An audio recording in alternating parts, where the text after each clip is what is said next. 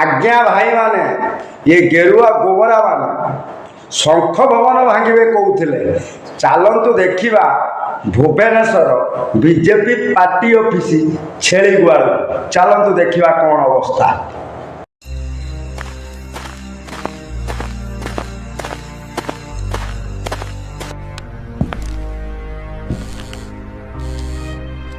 मोदी दब 300 यूनिट बिजली free 300 unit दीटा train व्यवस्था होची दीटा ट्रेन माने 48,000 क्विंटाल आलू आसिक पहुंचबो।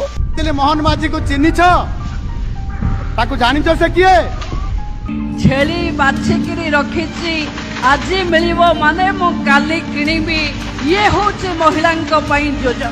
प्रत्येक पंचायत रे 100 पिला को चाकरी दवा पाए एवं ए मोटो आज घोषणा करूचे सरकार आसीबार 24 घंटा भीतर ऑर्डिनेंस करके लोक पैसा फेरबार व्यवस्था करू।